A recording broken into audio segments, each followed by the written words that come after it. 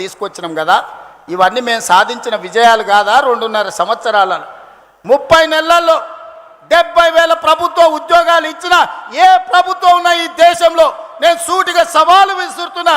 శాఖల వారీగా లెక్కలు చెప్తా, అసెంబ్లీకి రాండి. 30 నెలల్లో 70,000 ప్రభుత్వ ఉద్యోగాలు ఇచ్చి నిరుద్యోగుల ఆత్మగౌరవాన్ని నిలబెట్టిన ప్రభుత్వం మాది కాదా? ఇవాళ అందుకోసం ఈ ప్రభుత్వం పోవాలనా? ప్రజాపాలన పోవాలనంట, పాపాల భైరవుడు రావాలనంట. ప్రజాపాలన ఎందుకు పోవాలి? రేషన్ కార్డులు ఇచ్చినందుకు పోవాలనా? సన్నబియ్యం ఇచ్చినందుకు పోవాలనా? ఇందిరమ్మ ఇల్లు ఇచ్చినందుకు పోవాలనా? ఉచిత కరెంట్ ఇచ్చినందుకు పోవాలనా? లేకపోతే మీ ఫీజు రియంబర్స్మెంట్ చేసినందుకు పోవాలనా? 21,000 కోట్ల రూపాయల రైతు రుణమాఫీ చేసినందుకు పోవాలనా? ఎకరాకు 6,000 లెక్కన 27,000 కోట్లు ఇప్పటికీ రైతు భరోసాలు ఇచ్చినందుకు ప్రజాపాలన పోవాలనా? నర్సరీ నుంచి 12వ తరగతి వరకు నాస్టతో పాటు లంచ్ పెట్టి పిల్లల చదువులను బాగు చేసినందుకు పోవాలనా? స్కిల్ యూనివర్సిటీ తెచ్చినందుకు పోవాలనా? ఏటీసీలు అడ్వాన్స్ టెక్నాలజీ సెంటర్లు తెచ్చినందుకు ప్రజాపాలన పోవాలనా? పాలిటెక్నిక్లను పునరుద్ధరించినందుకు ప్రజాపాలన పోవాలనా? దేనికోసం ప్రజాపాలన పోవాలని నేను అడుగుతున్నా. నువ్వు వదిలేసిన ఎస్ఎల్బిసి ఈ నల్గొండ జిల్లా ఫ్లోరైడ్ బాధితులు కాళ్ళొంకర, చేతులొంకర, నడువంకర దశాబ్దాల కొద్దీ ఫ్లోరైడ్ పీడిస్తుంటే ఆనాడు కోమటిరెడ్డి వెంకన్న జానారెడ్డి గారు ఎస్ఎల్బిసి రాజశేఖర రెడ్డి గారిని ఒప్పించి పనులు ప్రారంభిస్తే 34 కిలోమీటర్లు పూర్తి చేసి 10 కిలోమీటర్లు నీకు అప్పచెప్తే 10 ఏళ్ళు పడావు పెట్టిన దుర్మార్గుడా.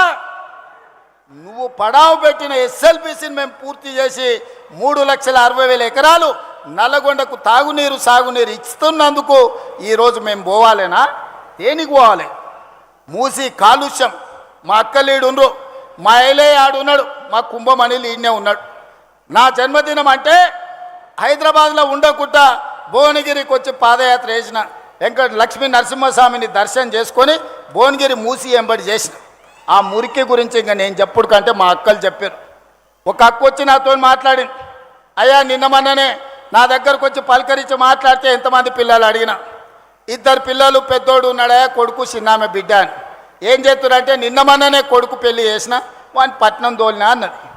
ఎందుకక్క పట్నం ఎందుకు తోలినామంటే, అయ్యా పెళ్ళైన పిల్లలు ఈడుంటే ఈడ ఉండే నీళ్లు తాగినా ఈడ వండిన పంటలు తింటే వాళ్ళ కడుపులో పుట్టబోయే బిడ్డ కన్నొంకర్ను కాలొంకర్ను పోతుంది.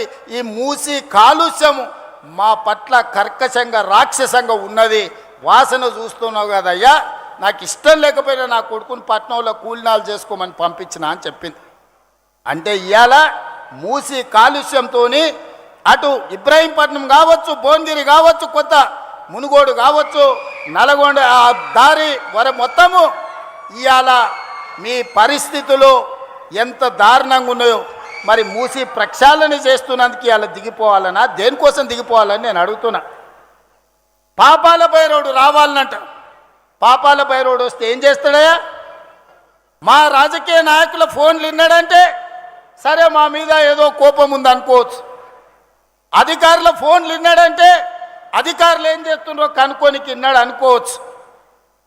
రాజకీయ నాయకులు పోయిరి, అధికారులు పోయిరి, ప్రజలు పోయిరి, చివరికి భార్యాభర్తలు మాట్లాడుకుంటుంటే కూడా ఏం మాట్లాడుకుంటున్నారో ఫోన్లలో వినేటోని ఏమనాలయ్యా? చేత్తో కొట్టాలన్నా, రబ్బర్ చెప్పుతో కొట్టాలన్నా? మీరు ఒకసారి ఆలోచన చేయండి. ఆలు మొగుళ్ళు మాట్లాడుకునే మాటలు కూడా ఫోన్లలో ఫామ్ హౌస్లో పెట్టుకొని మిషన్లు పెట్టుకొని వాళ్ళ మాటలు వినేటోడు ఆ పాపాల భైరవుడు మళ్ళీ రావాలనా? పరీక్షలు పెట్టి క్వశ్చన్ పేపర్లు అమ్ముకొని 1,000 కోట్ల రూపాయలు సంపాదించుకున్నాడు మళ్ళీ రావాలనా? కాళేశ్వరం పేరు మీద 1,00,000 కోట్లు గోదావరిలో కలిపిన దుర్మార్గుడు ఆ పాపాల భైరవుడు మళ్ళీ తిరిగి రావాలనా? పేదోళ్లకు రేషన్ కార్డులు అడిగితే పోలీస్ స్టేషన్లో పెట్టించి కొట్టించినోడు మళ్ళీ రావాలనా? 10 ఏళ్ళు మా కాంగ్రెస్ పార్టీ కార్యకర్తలను రాసి రంపాన పెట్టి అక్రమ కేసులు పెట్టి ఆస్తులు కొల్లగొట్టి కొంతమంది ప్రాణాలను హరించినందుకు మళ్ళీ పాపాల భైరవుడు రావాలనా? దేనికోసం రావాలి? ఆలోచన చేయండి మిత్రులారా.